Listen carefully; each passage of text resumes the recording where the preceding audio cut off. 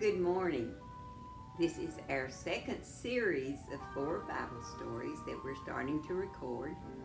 I want to thank every one of you for viewing the first story that we had. I was amazed, but first of all, let me tell you, it's not about me, it's about God, and God getting the glory for all of this. This must be our purpose, is for God to get the glory. I'm so glad you're watching, and I hope you enjoy this. This series is going to be talking about Noah, and we know a little about Noah, but we know that Noah loved God. So I'm going to start with the first story about Noah. And there's Noah working hard on the boat. Noah builds an ark. It had been a long time since God had made the world and everything living upon it. There were many people on the earth, but they did not love God or obey Him. God saw them do many things that were wrong. God said, I will destroy everything that I've made. But there was one man who loved God. He and his family obeyed God. This man was Noah. Noah always tried to do what God wanted him to do. God spoke to Noah one day and said, Noah, I am going to destroy all of the people on the earth. I will send rain for 40 days and 40 nights. Now, I don't know if you knew it or not, but it had not rained on the earth. So actually the people didn't know what rain was.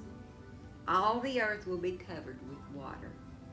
But Noah, because you love me and try to obey me, I will not destroy you and your family. Then Noah said, or then God said, I want you to build an ark. You must build it like I tell you.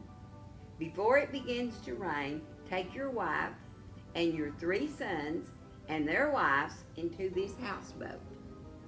I also want you to take 2 of some kinds of birds and animals into the ark.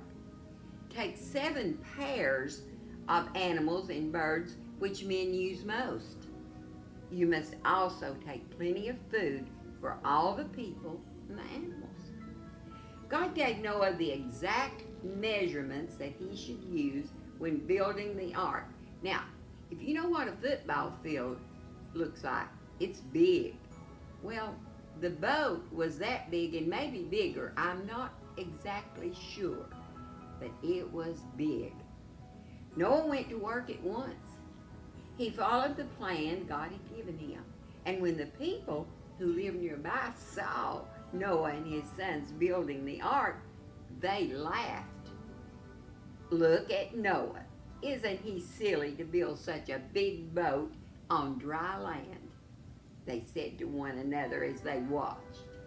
It took a long time to finish, but Noah and his sons worked and worked. At last, the big houseboat was ready.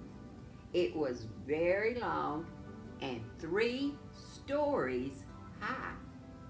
There was room for Noah, his wife, his 3 sons, their wives. There was also room for all the animals and birds that God had told Noah to take into the ark with him. Then one day, the sky grew very dark. God told Noah that it was time to go into the ark. Noah did as he was told. He and his family went into the ark. They let all the birds and animals into the ark as God had asked. And when they were all safely inside, you know what God did? God shut the door of the big houseboat. Now, when God shut that door, no one else could get in. That was it.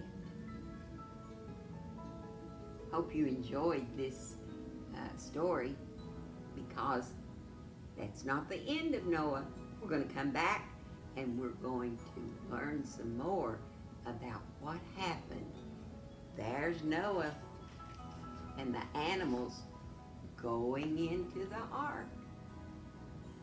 Don't forget, God shut the door.